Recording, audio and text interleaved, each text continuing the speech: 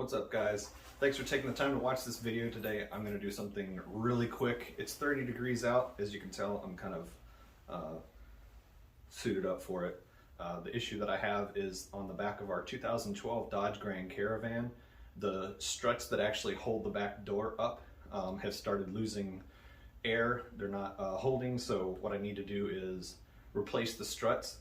It's a super easy job. All I need to do is bring out a little tiny flathead screwdriver with me, and I'll show you once I get out there, and I'll have the link in the description. Please take the time to like the video, share the video, and also subscribe to the channel. I appreciate it.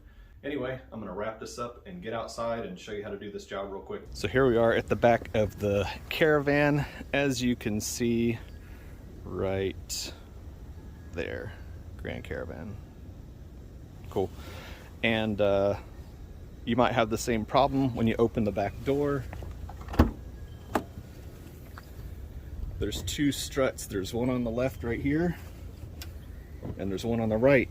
And as you can see, the door just falls down by itself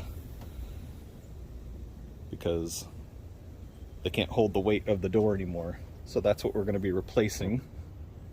And what you want to do is make sure, if you're going to buy your own, I have mine here, but you want to make sure that they're the same length as the old ones, not just the body, not just this part, not just the body of the strut itself, but also the extension. You want to make sure that from end to end, from hole to hole, and the body length and the shock length are all the same. If any of they could even be the same length, but if the end comes out real short, it's different. So you got to make sure that you get the right one. And like I said, all I'm going to need is a flathead screwdriver, and the reason is just because we're going to go to these little tabs right here, and we're just going to pop these out.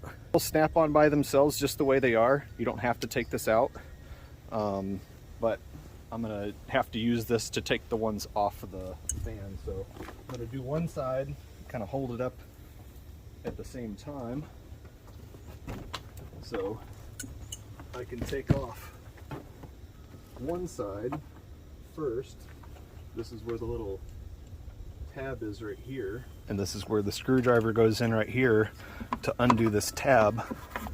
That's what you have to undo in order to be able to pop the bottom off. See, so now I can take that off, and it's just the same at the top. Here's the top we're looking at right here, and it's the same thing. Just put the screwdriver in there, pop that little tab, and once you get the tab out far enough, that just comes right off. It's pretty much just a little ball and socket. So the old one is off. Now I'm gonna put the shock in exactly the same way it came off, with the top up here. So now the new top has been put in. I'm gonna spin the bottom around.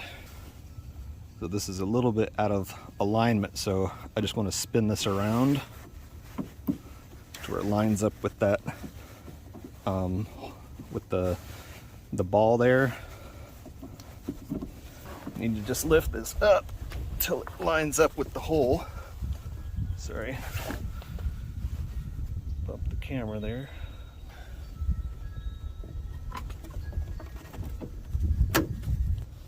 And now, as you can see, I've only got one side replaced. That's the new one over here.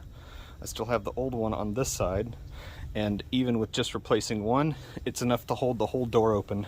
So obviously replacing the second one over here will double that effort.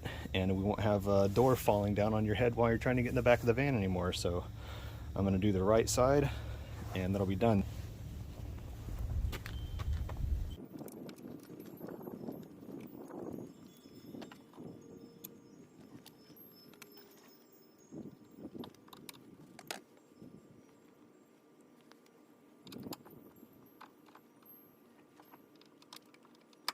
And now the door holds up on its own, raises up on its own, and it's going to hold its own weight now, so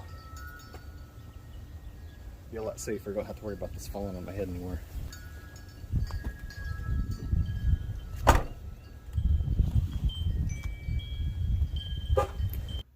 already done with that job. So 10-15 minutes tops. Small flathead screwdriver to take those tabs, pull the tabs off the back of the shocks to take the old ones off. You don't even have to pull them back to put the new ones on. The old shocks have already been put in file 13, don't need them again. So that's the end of the video. And again, like I've said before, thanks for taking the time to watch. I hope the video helps and makes it so that this back door is more useful and you're not going to come around the corner and smack your face into it or drop it on your head while you're trying to get stuff in or out of the back. Like the video, share the video, and please subscribe to the channel. I appreciate all the subscriptions so far. I'll see you next time.